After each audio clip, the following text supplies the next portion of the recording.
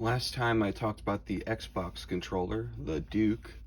Today I'm going to be talking about the Xbox 360 controller, which is, for all intents and purposes, in practicality sense, a lot better. So the Duke, it was made to be put on this. They made the board before they made the shell, so the controller was huge. In order to sell the controller in Japan, they had to make a revision of it, a smaller one, the S controller.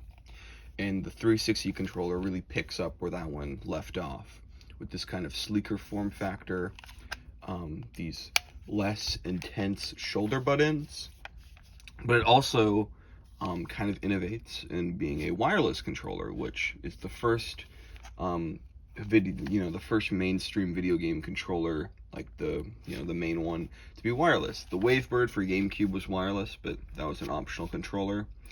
Every 360 controller, like at a base level, there are wired ones, but most of them are wireless like this. And it's cool, but the technology wasn't really there yet. So, maybe it was and they just didn't decide to use it, because this thing is not Bluetooth.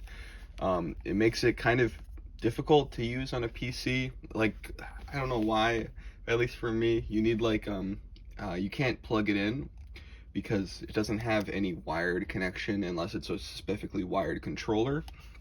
The reason for that is because this is just a play and charge cable. It is not actually, it's not actually USB compatible.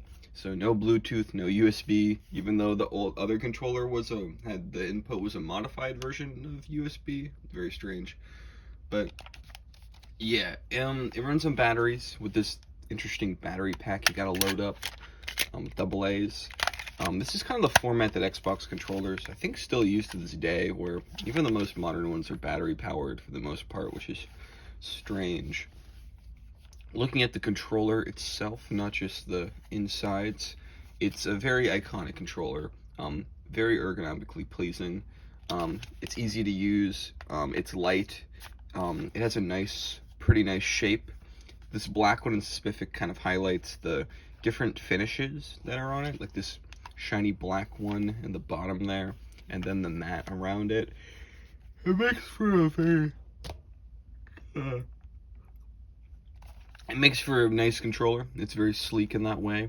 No more convex and concave for the analog sticks. They're both just normal, with little dots that I guess wear out. It's kind of interesting because it gives you a pretty good show for like how much it's been used. Xbox D-pad, it's not the atrocity that it was before, but it still has issues. It's not the greatest thing in the world, and it's still kind of one thing. It just doesn't, the directions don't feel separated enough. Start and back are there. Black and white buttons have been removed. Instead, we have two more triggers, kind of bringing this to the standard of the PlayStation. You still have these cool buttons that have the 3D effect. It's not as pronounced, but it's more, I guess, even looking. It doesn't look as strange as the original Xbox controller. And I actually think it's very comfortable for this thing. I just woke up. Sorry if I keep yawning. I'm a big yawner. What can I say? I've never had a problem holding this thing. Clicking the sticks feels good. You can reach all the buttons unlike the original Xbox controller. It's very comfortable. I give it, it's the kind of controller that you just forget about, which you could not say about the Duke at all. It has a headphone jack here too for, I guess, headsets and stuff like that. Yeah, it has its problems. I would love it if this controller was a little bit closer to our standard nowadays. Of course, maybe that wasn't feasible, but I don't know. I feel like small changes could have made this controller amazing, and instead it's just pretty good.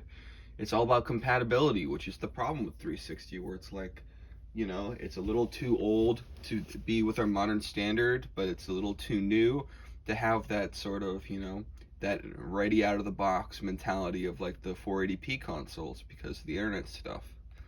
I do like the shiny Xbox button. It's very cool. It does wear out, and you can kind of see a reflection through it. So that's one controller, and here's another one I've got, this white one. It kind of has that sort of like, White Castle, that hamburger company that like made their walls white so you know that they're clean. It's kind of like the opposite of that, where I think my white balancing is making this thing not look kind of yellow, because this was a gross controller. I had to spend like multiple hours cleaning this thing. There's the light, by the way. That's the controller port thing. Kind of cool. Yeah, I thought this is the base controller. I think it's this copy of it. It's gone through a lot of washing. Cleaning. I've taken a toothpick and I've gone down the seam. The same seam as the Xbox. It's kind of interesting. I think the screws are in the same place too. But yeah, white.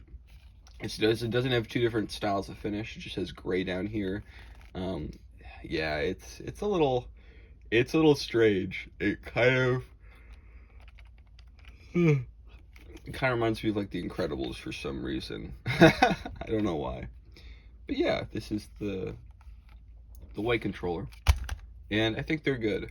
I think Xbox has always had decent controllers. Even the Duke. I like the Duke, like especially like as a legend. But you know, build wise, it's pretty cool. Xbox, good controllers. Yeah, that's all for today.